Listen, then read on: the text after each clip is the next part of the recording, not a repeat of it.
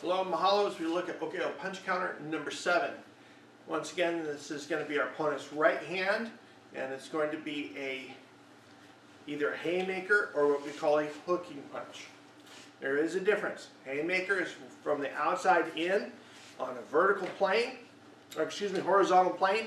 The hook is on a vertical plane, and it hooks as it attempts to make contact.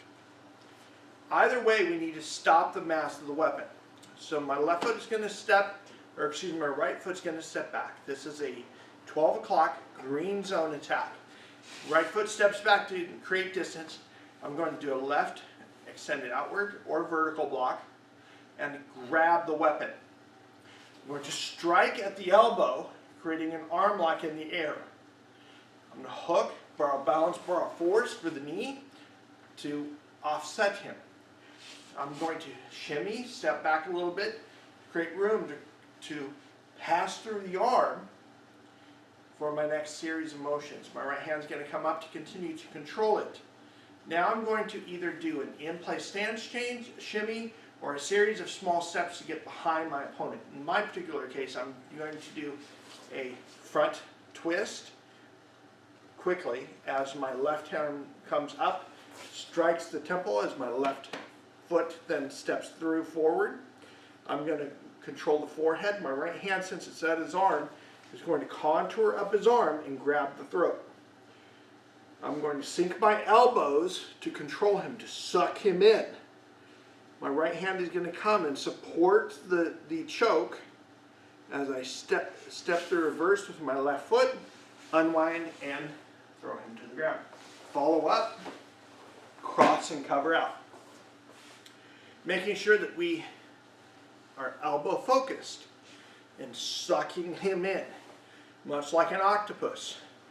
Once they have their garden and they find their prey and they trap their prey, they often grab and suck into their home to enjoy their dinner. In the same way, we are going to suck in our opponents and dropping our elbows and dropping our weight a little bit to make sure that we have control. With that, this has been OKO Punch Counter number 7. Stay tuned for concepts and principles. Mahalo as we look at OKO Punch Counter number 7, concepts and principles.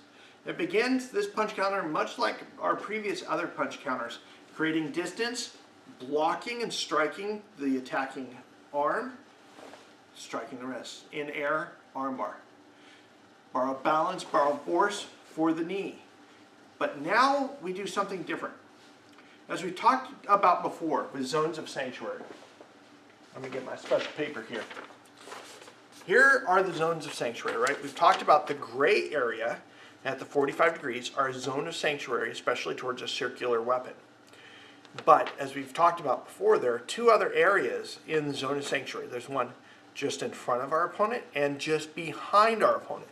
In this case, we're going to find a zone of sanctuary where we can control our opponent behind our opponent. So once we have controlled that punch, once again we're going to left outward block, control the wrist, strike, grab.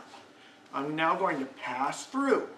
My right arm's going to come up as what we would call a check to make sure that he doesn't use this opportunity to collapse his elbow and to try and strike us, unintended consequences. I'm going to now step in behind him as I grab his forehead with my left hand to continue adjusting his height, width, and depth. As I step up, my hand that was checking his arm is just going to slide, or what we call contour up his arm, to then affect the choke. Forehead, throat. Now as we talk about the choke, is this strangulation or is this an air blockage? In this particular case, it can be both. It depends on how much of a grip you get on this and how big your hands are. If you have smaller hands, this might just be attacking the front portion of the throat, which includes the airway or the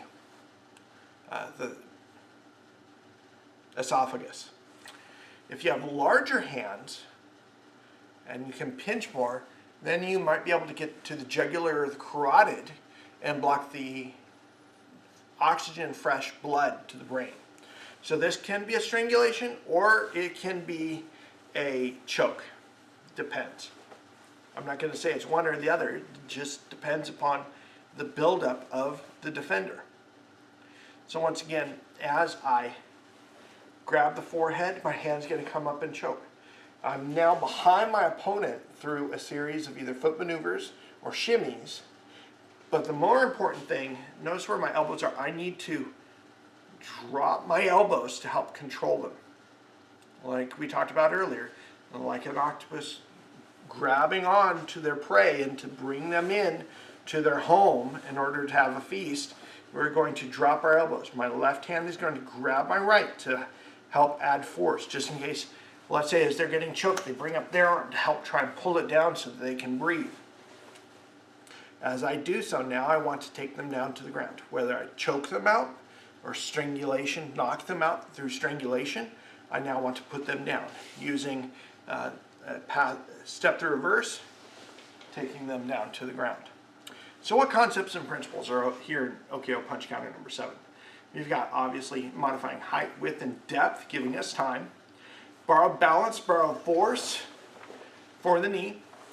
We have the pass-through that allows us this line of entry into his forehead and throat. We have the push and pull of the borrowed balance, borrowed force. We have the shimmy or using the hula in our foot maneuvers to get behind our opponent. We have the snaking of the arm in controlling, and we have the difference between choke and strangulation at the end of the technique. A lot of concepts and principles here in OKO Punch Counter number 7. Aloha, mahalo, and live pono.